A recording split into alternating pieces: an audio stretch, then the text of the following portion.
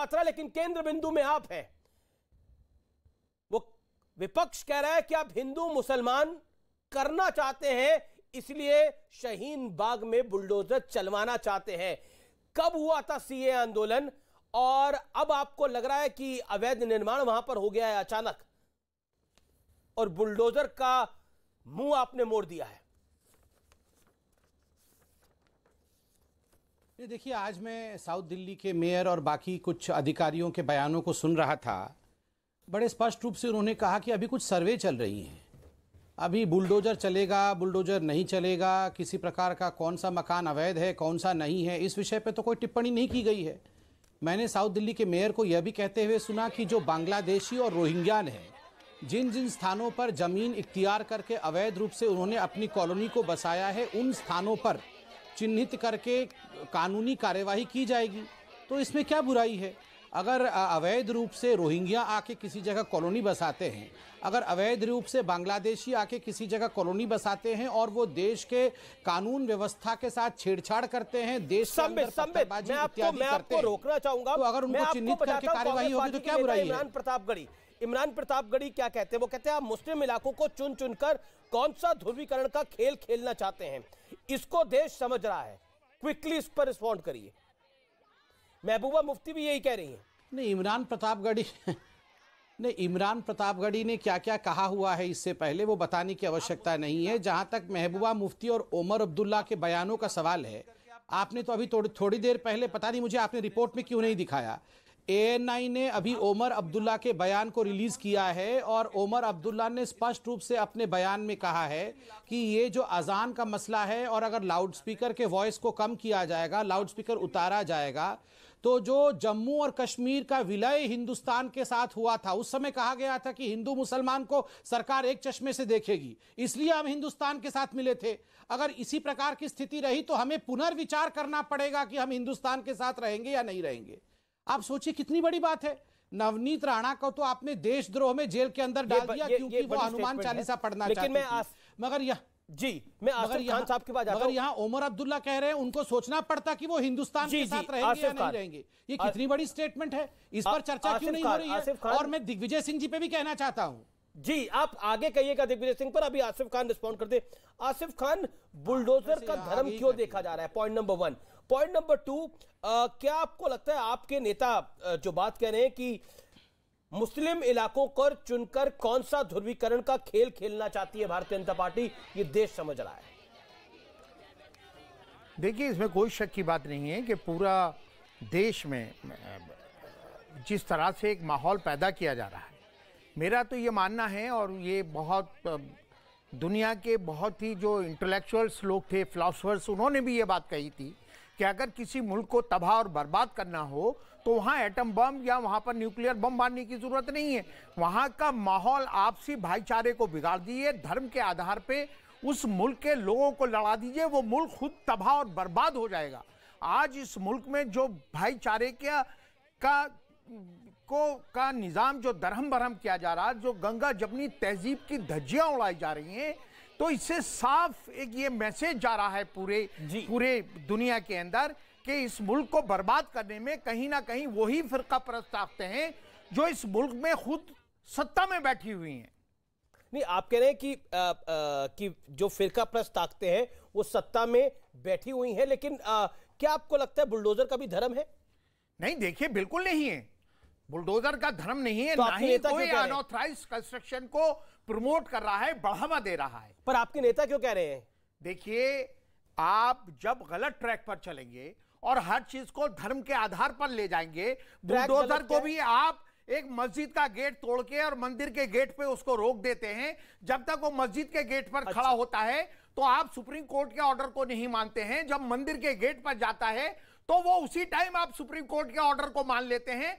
तो ये ट्रैक, जिस ट्रैक पे सत्ताधारी बैठे हुए लोग जिस ट्रैक पे बुलडोजर को चलाना चाह रहे हैं, वो धर्म के आधार पर ही चलाने की कोशिश कर रहे हैं। ये बड़ा आरोप है आपका, ये बड़ा आरोप है आपका कि भारतीय जनता पार्टी मस्जिद का गेट तो तोड़ देती है, और मतलब बुलडोजर जो है वो तोड़ देता है भारतीय जनता पार्टी का, लेकिन मंदिर के गेट पे सुप्रीम कोर्ट का ऑर्डर आ जाता है, इसलिए शक पैदा होता है। संबित पात्रा, क्यों विश्वास नहीं है आसिफ खान को, इमरान प्रतापगढ़ी को, महबूबा मुफ्ती को, दिग्विजय सिंह को, आम आदमी पार्टी को आपके बुलडोजर पर? देखिए, भूल जाइए थोड़ी देर के लिए मैं किस पार्टी का प्रवक्ता हूं, बाकी लोग किस पार्टी के प्रवक्ता हैं। अमीश भाई, आप भी दिल पे हाथ रख के बताइए और बाकी लोग भी जरा दिल पे हाथ रख के सोचिए, कितने मज़ार ऐसे हैं जो सड़कों के बीच में हैं? कितने ऐसे मस्जिद है? मैं सीपी के अंदर, कनॉट प्लेस के अंदर एक मस्जिद दिखाऊंगा जो बिल्कुल सड़क के बीचों बीच है। कई तो ऐसे मस्जिद और मजार है जो रेलवे स्टेशन के बीचों बीच है और रेलवे लाइन पटरी के बीचों बीच है। कितने ऐसे मजारों को, मस्जिदों को हिंदुस्तान ने तोड़ दिया, उजाड़ दिया, उनके ऊपर बुलडोजर चला दिए। कितने हमने प्रताड़ित कर दिए मुसलमानों को। ये जो नैरेटिव देश में बनाने की कोशिश, और खास करके विदेशी राष्ट्राध्यक्षों के सामने, जब ओबामा आते हैं, जब ट्रंप आते हैं, जब बोरिस जॉनसन आते हैं, उनके सामने ये जो विक्टिमहुड बनाया जाता है कि देखो मुसलमानों के पूजा स्थलों को तोड़ा जा रहा है, मस्जिदों को ध्वस्त किया जा रहा है, मंदिरों को स्पेयर किया जा रहा है। मैं हजार ऐसे उदाहरण दे दूंगा जहां विकास कार्य के लिए मंदिरों को तो तोड़ा गया है मगर मस्जिदों को स्पेयर किया गया है। उसके बावजूद ये लोग विक्टिम कार्ड खेल रहे हैं। नंबर एक। नंबर दो, देखिए अमीश भाई, इस देश में नॉर्मल था कि हम 5 बजे सुबह आजान सुनेंगे। इस देश में नॉर्मल था कि अगर हम शुक्रवार को बाहर निकलते हैं तो रोड के बीच में नमाज चल रहा होगा, हम अलग रास्ते से जाएंगे, हम कंप्लेंट नहीं करेंगे। आज सिर्फ इतना हुआ है कि कुछ लोग कंप्लेंट करने लगे हैं और कुछ लोग जब कंप्लेंट नहीं सुना गया तो उन्होंने कहा कि हम भी जरा के हनुमान चालीसा पढ़ेंगे तो देखते हैं कैसे होती है। गंगा तो थी, ये जमुनी कभी नहीं थी, गंगा अकेले बह रही थी। ये जो गंगा जमुनी आप बोल रहे थे वो वन वे ट्रैफिक था सर। गंगा जमुनी देखिए पात्रा जी, ये आप ओखला हल्के को जानते हैं, मेरे ख्याल से 95% मुस्लिम्स रहते हैं वहां। भव्य 5 मंदिर हैं, हमारे बीचों बीच में मंदिर हैं। रामलीला को हम मुसलमान ओखला के, शाहीन बाग के मुसलमान ऑर्गेनाइज करते हैं रामलीला ग्राउंड में, ओखला हल्के में, ओखला गांव में। आप जाके देखिए। आपने अगर देखा हो सोशल मीडिया पे, ओखला गांव के जो हमारे पंडित जी हैं मंदिर के, उन्होंने कहा कि आज तक किसी मुसलमान ने हमारे कीर्तन पे या हमारे लाउड स्पीकर पे कभी ऑब्जेक्शन नहीं किया, बल्कि हमारे भाई इस बात पे ऑब्जेक्शन करते हैं। आपने बड़ा इंपॉर्टेंट बयान दिया। आपने बोला कि 95% मुसलमान है, उसके बाद भी वहां पर मंदिर है। यानी आप कह रहे हैं वो इलाका मुसलमानों का है लेकिन उसके बाद भी वहां मंदिर ऑपरेट हो रहा है और कोई दिक्कत नहीं है। कोई दिक्कत किसी को भी नहीं है, ना मुसलमान को है ना किसी हिंदू भाई को है। किसी को 95% प्रॉब्लम है। ओखला में कैसे ये प्रॉब्लम पैदा हो जाती है रातों रात आपको? ओखला में 95% मुसलमान है और किसी को कोई दिक्कत नहीं हो रही है। मुस्लिम इलाके में मंदिर चल रहा है और पुजारी भी खुश है। यात्रा भी निकाली जाती है, हमारे यहाँ रामलीलाएं भी होती है, हमारे होली का जुलूस भी सड़कों पे निकलता है। आसिफ जी सुन लीजिए, बड़ी महत्वपूर्ण बात है। मेंटालिटी का डिफरेंस देखिए। नहीं, इन्होंने कहा कि ओखला 95% मुस्लिमों का इलाका है, उसके बावजूद 5 भव्य मंदिर है, हमें परेशानी नहीं है। तो आप सोचिए, यह 100% हिंदू देश था और यहाँ चेरामल में एक मॉस्क खोला गया। यहाँ के खुद के राजा ने पहला जो मस्जिद था, 100% हिंदुओं का देश होने के बावजूद एक मस्जिद दिया गया। हमने तो कभी ये नहीं कहा। कितनी बार आपने सुना है कि संबित पात्रा कह रहा है कि फलाना केशवपुरम जो है, यहाँ 80% हिंदू रहते हैं, फिर भी यहाँ पर 2 या 4 या 5 यहाँ मस्जिद है। कभी हम कहते नहीं है क्योंकि हमें ये एक्सक्लूसिव लगता ही नहीं है। हमें लगता है हम तो सदियों से मिलकर रह रहे हैं। मगर आप खुद एक लेजिस्लेटर होते हुए, एक बहुत जाने माने व्यक्ति होते हुए, आप क्या कह रहे हैं? हमारा मुसलमान इलाका है, 95% मुस्लिम है, फिर भी आपके मंदिर है।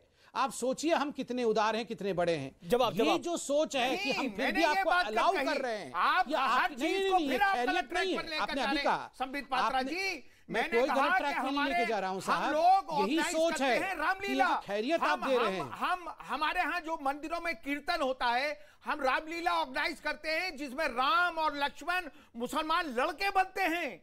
हम ये बात कह रहे हैं, हमने ये नहीं कहा।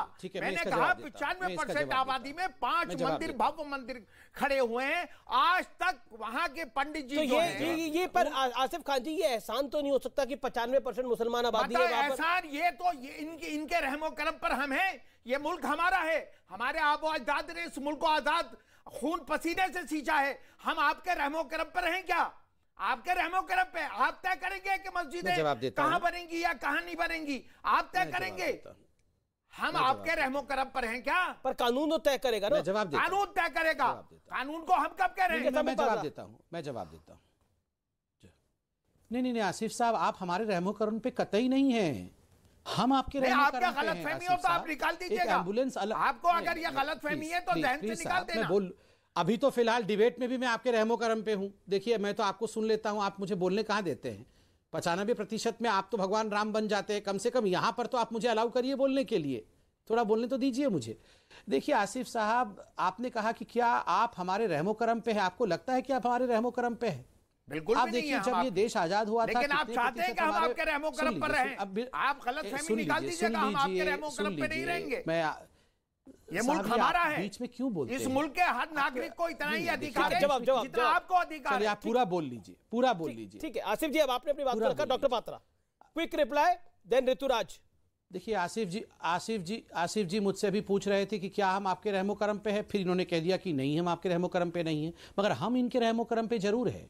आप देखिए, ये देश जब आजाद हुआ था तो कितने, मैं बताता हूं, मैं आपको बताता हूं, सुनिए प्लीज, थोड़ा सा बेरोक-टोक सुनिए। ये देश जब आजाद हुआ था, कितने प्रतिशत हमारे मुसलमान भाई थे।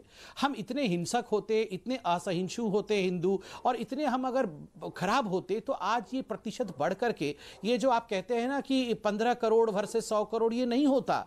जस्ट कंपेयर करिए पाकिस्तान में क्या हो रहा है। तो इसलिए प्लीज हिंदुओं को असहिष्णु कहना बंद करिए।